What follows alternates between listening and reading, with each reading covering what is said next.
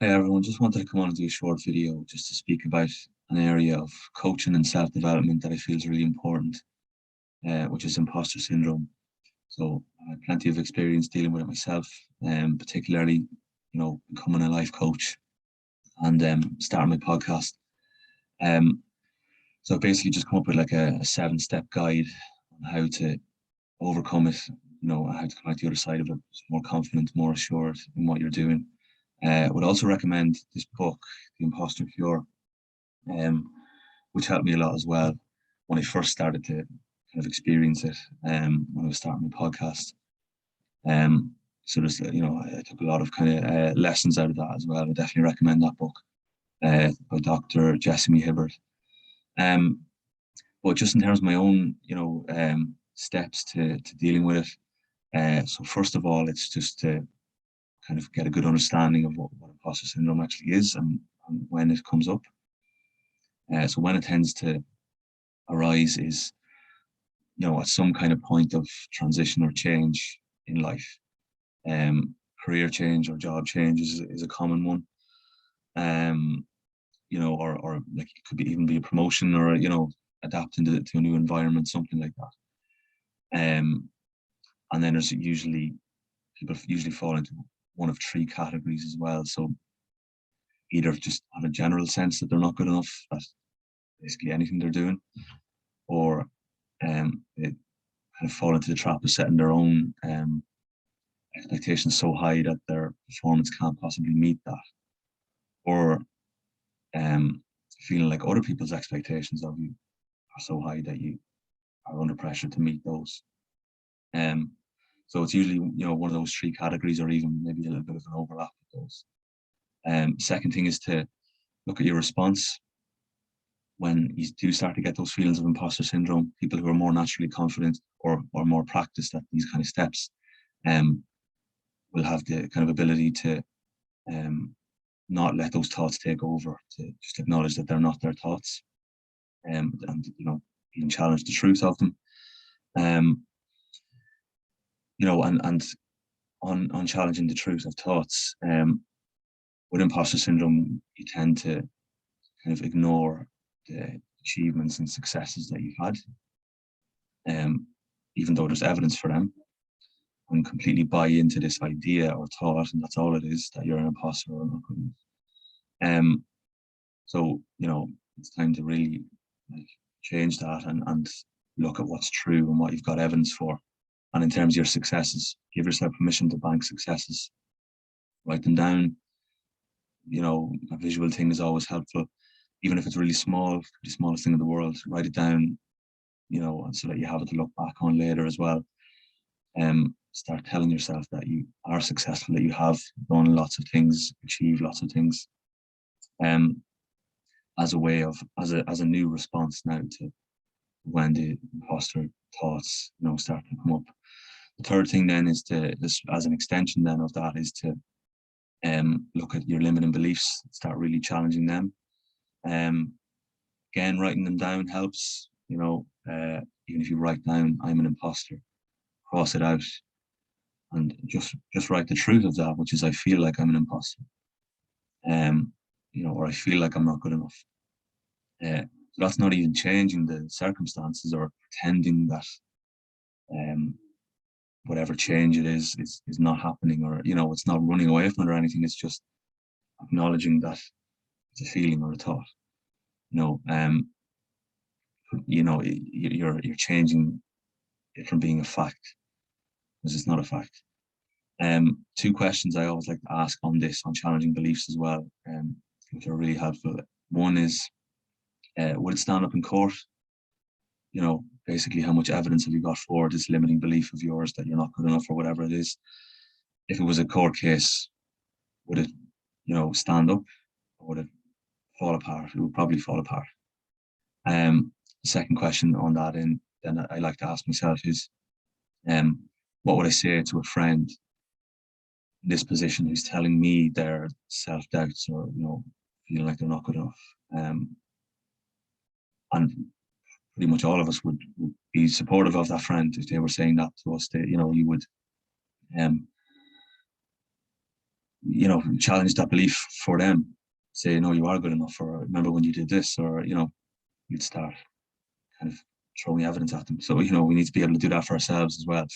Use that and flip that around on yourself. That's something that's kind of uncomfortable at first, that sort of self-compassion, but with practice it becomes more natural and you do get better at it. The more you challenge beliefs, again, the better you get at it and the less power they'll have over you then. The fourth step then is to externalize the imposter voice. Acknowledge it's a voice, it's not yours. It wants to have power over you. But if you externalize it, I always try to picture it as a bully, picture it as, even like something funny looking, like like something from a cartoon, something like that, something kind of ridiculous. It's all about taking the power away from it. It's all about showing it to yourself as ridiculous, untrue, as funny, as whatever. And again, the more you do that, the more the less you'll take it seriously, the more you'll, be able to challenge beliefs going forward and be more confident in what you're doing. The fifth thing then is to choose compassion. So now that you've really challenged beliefs and thoughts and externalized that voice, start choosing compassion. Even give compassion a voice. What can work well is to think of someone who is very supportive of you and always encourages you, and make them the compassionate voice when you're picturing those thoughts or beliefs or whatever. So that can be an effective way to kind of give yourself compassion. I mentioned it kind of, it's a little bit uncomfortable. It's definitely at first, that self-compassion. Imagining somebody else's voice can help with that. Start to notice the language that you're using. Start to pick up on self-talk. It's negative. You'll notice the same words come up a lot, like failure, or you're really bad at this, or whatever, stuff like that. Notice those when they come up. Try sort of, again, write them down, cross them out, do visual things like that, and replace them with what you know to be true, or what's more positive. So again, it doesn't even have to necessarily be, I'm brilliant at this, as the opposite to I'm really bad at this. It can just even be what's true, which is that I'm new to this, so I'm going to try my best. Or everybody has to start out somewhere, or with practice I'll get better at this, or something like that, because none of those are made up. They are all facts. So just acknowledging them as a way of replacing the negative self-talk, which is not true. And the more you'll do that, the more, again, you'll become confident, get better at it. And then gradually the less that's negative self-talk will actually come into your head. Or when it does, you'll be quicker able to challenge it, and replace it with something more positive. The sixth step then is to embrace failure. And I deliberately use the word embrace, because it's a necessary part of progressing, of learning. It's going to happen. It will happen at some point. It will happen in different ways. So I think the sooner you accept that, the easier it becomes then to just embrace it. Just enjoy being a learner, enjoy making mistakes. I've enjoyed making plenty of mistakes with, doing my podcast, for example. Again, it's practice. You get more confident, you get better, you become more relaxed when you're doing whatever it is, the task that's in front of you. But the big thing is, and one of my favorite sort of mantras, I suppose, from self-development and coaching, is that you either win or you learn. So just reframing what a loss is. Is there even such a thing, almost? If you didn't win, or if it didn't go to plan the way you hoped it would, just reframe it as a learning experience. There's always learning and failure. You'll always have taken away something. You might even have to think of a time where you were about to do something new or kind of scary or whatever. Think about, and you did it anyway. Think about what your fear actually was at the time before you did it. even think about what's the worst possible case scenario you can think of doing that thing. And did that worst case scenario happen? Probably not. Was it even close to happening? Probably not. Even if it didn't go to plan, match that failure or whatever up against what your worst possible outcome could have been, and compare those two, and just reframe it as, actually, it didn't go to plan, but it wasn't that bad. And even I learned something from it. Oh yeah, I learned this. I learned, what the lesson was. So you can always reframe things like that. It was just, again, you're not changing what actually happened or changing the actual circumstances. We're just changing the way we look at it, the way we respond to it, the perspective we have on it. The seventh one, then the last one, is adjusting your standards. So I mentioned before about what are people's expectations of us or our own expectations of ourselves. So just start to adjust those standards now that you've come through all those steps and you're move forward. Just accept that nobody knows everything. I kind of deliberately used the word ridiculous earlier, talking about externalizing the imposter voice. Think about how ridiculous it was when, like, your parents would tell you that they know everything, or that other parents know everything. You believed that as a child when they told you that, but obviously if they told you now, you'd laugh at it. Nobody knows everything. Nobody's an expert on everything.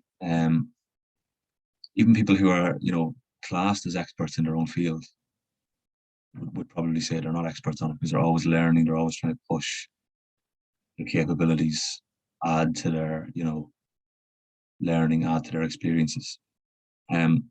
Just acknowledge you've got strengths and weaknesses. Again, as a visual, write down strengths on one side, weaknesses on the other side. I'm fairly confident the strengths list will be longer, especially after going through the other 6 steps.